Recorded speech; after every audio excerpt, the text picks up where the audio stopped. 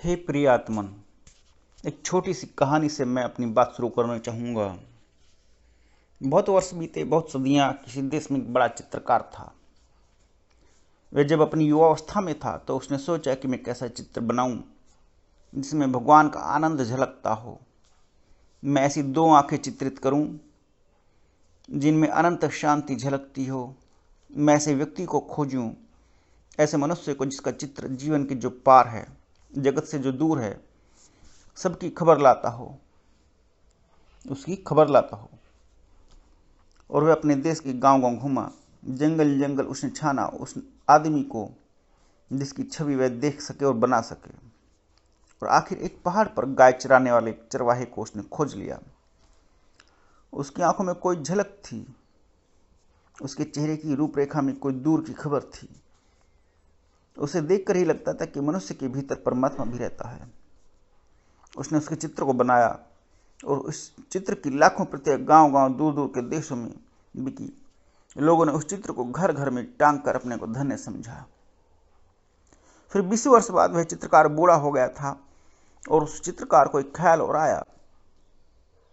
जीवन भर के अनुभव से उसे पता चला था कि आदमी में भगवान ही अगर अकेला होता हो तो ठीक है, आदमी में शैतान भी दिखाई पड़ता है। उसने सोचा कि मैं एक और चित्र बनाऊं जिसमें आदमी के भीतर शैतान की छवि दिखे। तब मेरे दोनों चित्र पूरे मनुष्य के चित्र बन सकेंगे। वह फिर गया बुढ़ापे में, जुआ घरों में, शराब खानों में, पागल घरों में। उसने खोजबीन शुरू कर दी उस आदमी की जो आदमी ना हो, शैतान हो, जिसकी आंखों में नरक की लपटें जलती हों, जिसके चेहरे की आकृति उन सब का स्मरण दिलाती जो अशुभ है, कुरूप है, असुंदर है। वह पाप की प्रतिमा की खोज में निकला। एक प्रतिमा उसने परमात्मा की बनाई थी, वह एक प्रतिमा पाप की भी बनाना चाहता था। और बहुत खोजने के बाद उसे एक कारागृह में उसे कैदी मिल गया, एक जेल के अंदर कैदी मिल गया जिसने 7 हत्याएं की थी और जो थोड़े ही दिनों बाद मृत्यु की प्रतीक्षा कर रहा था, फांसी पर लटकाया जाने वाला था। उस आदमी की आंखों में नरक के दर्शन होते थे, घृणा जैसे साक्षात थी। उस आदमी की चेहरे की रूपरेखा ऐसी थी कि वैसा क्रूप मनुष्य खोजना मुश्किल था। उसने उसके चित्र को बनाया। जिस दिन उसका चित्र बनकर पूरा हुआ, वह अपने पहले चित्र को भी लेकर जेल में आया और दोनों चित्रों को पास पास रखकर देखने लगा कि कौन सी कलाकृति सबसे ज्यादा श्रेष्ठ है। तय करना मुश्किल था। चित्रकार खुद भी मुग्ध हो गया कि मैंने कितने सुंदर, अति सुंदर चित्र बनाए जो दोनों ही बेस्ट हैं, जो परम स्वरूप हैं। दोनों ही चित्र अद्भुत थी।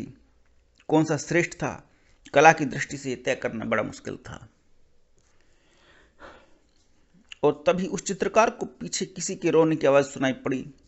लौट कर देखा तो कैदी जंजीरों में बंधा रो रहा है जिसकी उसने तस्वीर बनाई थी। वह चित्रकार हैरान हुआ। उसने कहा कि मेरे दोस्त, तुम क्यों रोते हो? चित्रों को देखकर तुम्हें भला क्यों तकलीफ हुई? उस आदमी ने कहा, मैंने इतने दिन तक छिपाने की कोशिश की, लेकिन आज मैं हार गया। शायद तुम्हें पता नहीं, पहली तस्वीर भी तुमने ही मेरी ही बनाई थी। ये दोनों तस्वीरें ही मेरी हैं। 20 साल पहले पहाड़ पर जो आदमी तुम्हें मिला था वह मैं ही था। इसलिए रोता हूं कि मैंने 20 साल में कौन सी यात्रा कर ली, स्वर्ग से नरक की, परमात्मा से पाप की। पता नहीं यह कहानी कहां तक सच है, सच हो या न हो, लेकिन हर आदमी के जीवन में 2 तस्वीरें हैं। हर आदमी के भीतर शैतान है और हर आदमी के भीतर परमात्मा भी, और हर आदमी के भीतर नरक भी, और नरक की संभावना भी, और स्वर्ग की संभावना भी। हर आदमी के भीतर सौंदर्य के फूल भी खिल सकते हैं और क्रूरता के गंदे डबरे भी बन सकते हैं। प्रत्येक आदमी इन 2 यात्राओं के बीच निरंतर डोल रहा है। ये 2 छोर हैं जिनमें से आदमी किसी को भी छू सकता है, और अधिक लोग और ज्यादा से ज्यादा लोग तो नरक के छोर को छू ही लेते हैं। और बहुत कम सौभाग्यशाली हैं जो अपने भीतर परमात्मा को जान पाते हैं, पहचान पाते हैं।